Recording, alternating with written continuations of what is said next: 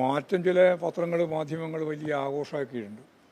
പ്രതിപക്ഷത്തെക്കാളും പ്രധാനപ്പെട്ട പ്രതിപക്ഷമാണ്, വലിയ ജനകീയ അംഗീകാരമുള്ള ഗവർണറാണ്. അങ്ങനെയാണ് ഗവർണറെ പറ്റിയാണ്. അപ്പോൾ പ്രതിപക്ഷത്തെക്കാളും പ്രധാനപ്പെട്ട പ്രതിപക്ഷം ഗവർണർ, പിന്നെ എല്ലാ അർത്ഥത്തിലും ജനങ്ങളുടെ സ്വീകാര്യത നേടിയിട്ടുള്ള ഗവർണർ, അങ്ങനെയെല്ലാമുള്ള പ്രയോഗങ്ങളാണ് ഇന്ന് മലയാള പത്രങ്ങൾ, പ്രമുഖ പത്രങ്ങൾ വ്യാഖ്യാനിച്ചത്. അതിൻ്റെ പ്രധാനപ്പെട്ട കാരണം ഗവൺമെൻറ്റുമായിട്ട് തെറ്റുന്നു, ഗവൺമെൻറ്റിൻ്റെ നിലപാടുകൾക്ക് എതിരായി സംഘപരിവാർ അജണ്ട നടപ്പിലാക്കുന്നതാണ് അവരെ സംബന്ധിച്ചിടത്തോളം പ്രധാനപ്പെട്ട വീരേതിഹാസം രചിച്ച ഗവർണറാക്കി മാറ്റിയത്. ഇത് അങ്ങേയറ്റത്തെ ജനവിരുദ്ധമായ സമീപനമാണ്. കാരണം ഗവർണർ ഭരണഘടനാപരമായിട്ടാണ് പ്രവർത്തിക്കേണ്ടത്, കമ്മ്യൂണിസ്റ്റ് കോൺഗ്രസ് നോക്കിയിട്ടല്ല. ഭരണഘടനാപരമായ രീതിയിൽ പ്രവർത്തിക്കുന്നതിന് പകരം ഭരണഘടനാ വിരുദ്ധമായ നിലപാടുകളാണ് ഗവർണർ സ്വീകരിച്ചത്.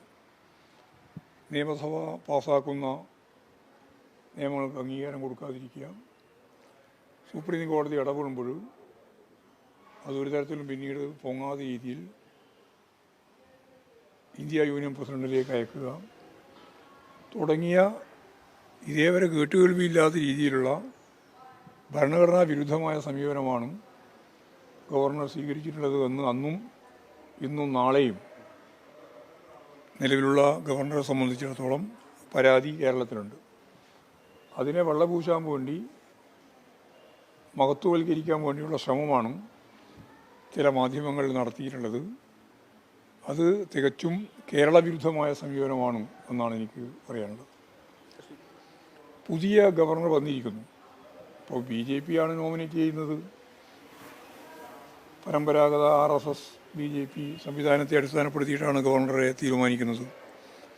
അതുകൊണ്ട് വരുന്ന ഒരു ഗവർണറെ പറ്റി മുൻകൂട്ടി അദ്ദേഹം ഇങ്ങനെയായിരിക്കും അങ്ങനെയായിരിക്കും എന്നൊന്നും പറയാൻ ഞാൻ ഉദ്ദേശിക്കുന്നില്ല.